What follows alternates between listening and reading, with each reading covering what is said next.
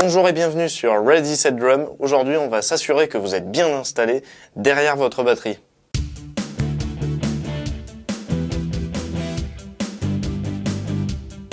Et oui, parce que même avec son côté très accessible au premier abord, eh bien la batterie, ça demande quand même quelques ajustements et quelques vérifications pour s'assurer qu'on pratique avec le maximum de confort possible et en évitant de prendre des mauvaises habitudes. La première chose à vérifier dans votre installation, c'est la hauteur de votre siège. Un bon repère à prendre pour bien régler de manière confortable la hauteur de votre siège, c'est que l'angle de vos cuisses par rapport au sol se situe à environ 110 degrés.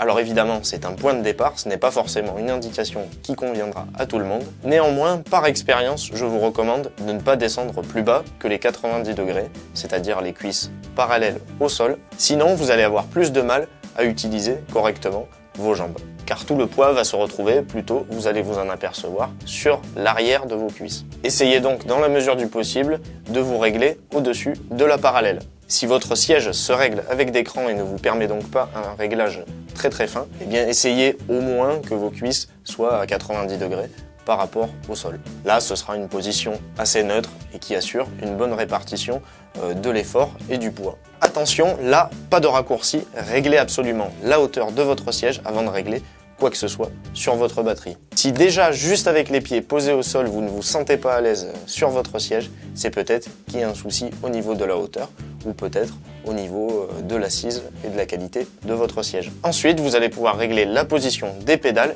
et de la grosse caisse. Là aussi, pour prendre un bon point de départ, on va essayer de régler la position de nos pédales de Charleston et de grosse caisse de manière à ce qu'une fois le pied bien posé dessus, l'angle de nos genoux se situe environ à 90 degrés. Si vos pédales sont trop proches, c'est-à-dire que vous avez le mollet et le tibia qui rentrent un petit peu vers l'intérieur, là vous allez le sentir passer dans les muscles de l'avant du mollet qui vont être beaucoup trop sollicités. Et à l'inverse, si vos pédales sont trop loin, eh bien, vous allez avoir tendance à aller un petit peu vous pencher pour les chercher et à être certainement un petit peu déstabilisé.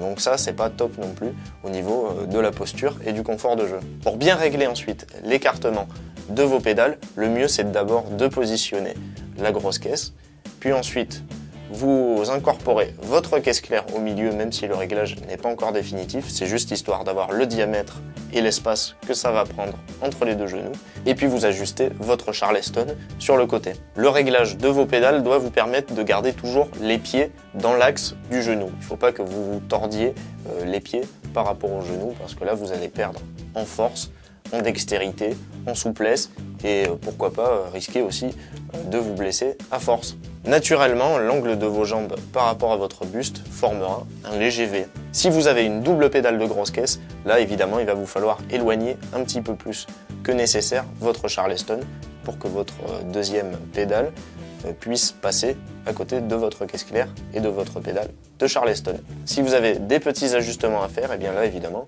ça se fait au feeling puisqu'on est un peu tous différents. La règle d'or à surtout retenir, c'est qu'il faut d'ores et déjà que vous vous sentiez à l'aise. Une fois que la grosse caisse, le Charleston et la caisse claire sont positionnés, là vous allez pouvoir régler la hauteur de votre caisse claire. Et on va également régler la hauteur de notre Charleston. Personnellement, en ce qui concerne la hauteur de la caisse claire, je vous recommande qu'elle soit toujours minimum légèrement au-dessus du genou. Parce que si vous jouez en rib shot, c'est-à-dire quand la baguette rentre en contact avec le cercle et la peau en même temps, eh bien il vaut mieux éviter de se taper systématiquement dans la cuisse. C'est ce qui arrivera malheureusement si votre caisse claire est réglée trop bas. Comme ça. Si vous jouez uniquement en pleine peau, là vous serez un peu moins embêté et vous pourrez la garder légèrement plus bas que si vous utilisez les rimshots, même occasionnellement. Du coup, je vais relever légèrement ma caisse claire. Un bon indicateur pour tester la hauteur de votre caisse claire pour les rimshots, c'est de positionner votre baguette en position basse, comme si vous veniez de frapper un rimshot, c'est-à-dire en contact avec la peau et avec le cercle. Et moi, en général, j'essaye de ne pas sentir ma main sur ma cuisse. Voilà. Comme ça me garantit à peu près que je ne vais pas me frapper la cuisse à chaque fois que je vais vouloir faire un rimshot. Au niveau de l'inclinaison de la caisse claire, là, c'est vous qui voyez, selon votre style de jeu, si vous jouez un rimshot ou pas. Personnellement, comme j'utilise systématiquement le rimshot, et ce, dans beaucoup de répertoires, j'aime avoir ma caisse claire assez plate. Certains batteurs l'inclinent légèrement vers l'arrière, d'autres légèrement vers l'avant.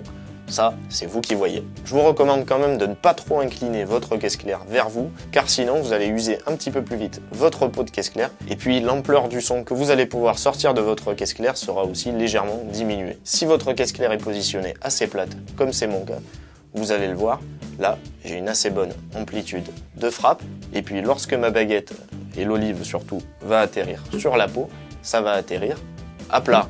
Plus vous inclinez votre caisse claire comme ceci, plus c'est le bout de l'olive qui va arriver sur la peau, et ça ne vous donnera pas du tout la même ampleur de son que si vous frappiez avec toute l'olive à plat. Vous pouvez faire le test pour comparer la différence, vous verrez, c'est assez flagrant. Et en plus, selon les modèles de vos baguettes, le bout des olives étant souvent un petit peu plus pointu que la base, c'est ça qui va rentrer en premier dans la peau, et c'est comme ça que vous allez risquer de faire, notamment au début, des petits cratères dans vos peaux beaucoup plus facilement. Ensuite, en ce qui concerne la hauteur du Charleston, personnellement j'aime bien le régler à une hauteur minimum qui fait que quand je le touche comme ceci, mon avant-bras sera à peu près parallèle au sol. Ensuite, à partir de cette position de base, je vais jouer déjà avec mes 3 éléments un petit peu et vérifier que mes baguettes droite et gauche ne s'entrechoquent pas quand je joue. Si votre main située sur la caisse claire se heurte trop souvent à la baguette du Charleston, c'est peut-être un signe qu'il vous faut monter légèrement le Charleston.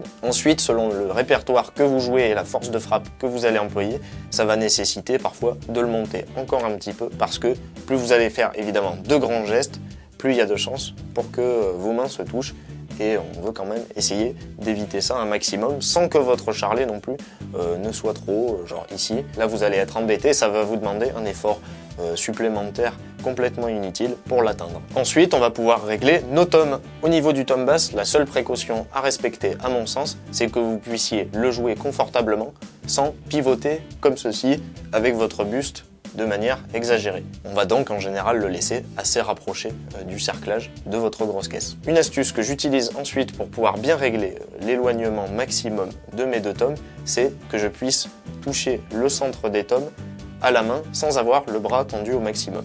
Vous faites le test comme ceci, hop et hop.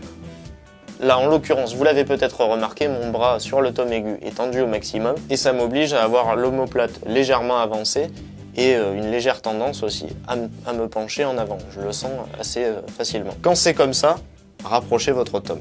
Le but, c'est que quand vous ayez vos baguettes en main, vous puissiez naviguer entre tous les éléments en ayant les épaules relâchées, basses, une posture droite, sans aller chercher de manière exagérée vos éléments. Si rien que pour mettre un coup sur votre tome aigu ou votre crash, vous devez avancer exagérément votre omoplate, voire même vous pencher en avant, alors imaginez ce que ça va être pour un enchaînement de triple croche. Il faut donc vous assurer que tous les éléments de votre batterie vous soient accessibles facilement sans trop avancer le bras. Et cette petite astuce de pouvoir les toucher avec la main est toujours efficace parce que au moins vous êtes sûr que le maximum ce sera ça et que donc cet écart va diminuer quand vous aurez votre baguette en main. Pour positionner mes cymbales, c'est exactement de la même astuce dont je vais me servir. Par exemple, avec ma crash ici, je vais m'assurer de pouvoir l'attraper à la main sans me pencher ou tendre excessivement l'omoplate derrière. Vérifier avec les 2 mains, hop et hop, ça vous servira aussi pour les arrêts de cymbales. Imaginez que vous ayez à vous pencher comme ceci pour faire un arrêt de cymbale, c'est franchement pas top. Vous devez pouvoir le faire en restant suffisamment droit, comme ceci. Et quand vous prenez votre baguette, évidemment, la posture sera encore plus détendue. Et on fait pareil pour la ride, et là c'est carrément la cloche qu'on doit pouvoir toucher sans avoir le bras excessivement tendu. Donc là, c'est bon. Pourquoi la cloche et pas seulement le bord? Eh bien oui, parce que souvent, la ride, on se sert de la cloche. Une ride en plus, c'est souvent du 20 pouces, et si le bord vous est accessible, ça ne veut pas dire forcément que la cloche le sera. Et là, vous risquez d'avoir de mauvaises surprises si vous vous mettez à utiliser la cloche et qu'elle est trop loin et que ça vous oblige à déverrouiller votre omoplate systématiquement pour aller la chercher. Croyez-moi, c'est vraiment loin d'être agréable. Là en plus, c'est une position particulièrement sujette aux tensions, surtout au début quand on n'est pas habitué à jouer avec cette cymbale, donc évitez absolument de la placer trop loin. Si besoin, décalez légèrement votre tome basse pour lui trouver une position satisfaisante. Voilà, maintenant vous avez les bases pour régler les éléments les plus essentiels. Évidemment, toutes les configurations ne se ressemblant pas, je vous laisse régler ça chez vous avec toutes vos cymbales, vos splashes, vos 10 tomes, tout ce que vous voulez. La règle d'or à retenir, c'est de pouvoir tout atteindre sans forcer, sans se pencher, sans déverrouiller les omoplates et introduire de la tension dans le dos et dans le bras. Bref, de la détente. J'espère que ce petit tour d'horizon de l'installation vous aura été utile. Si vous avez des questions, comme d'habitude, n'hésitez surtout pas à me les poser en commentaire. Je vous remercie d'avoir regardé cette vidéo et d'être resté avec moi. Et je vous dis à très bientôt dans une prochaine vidéo. La batterie, ça demande... oh putain. La santé. Allez, on la refait. Et oui, parce que même avec son côté très accessible...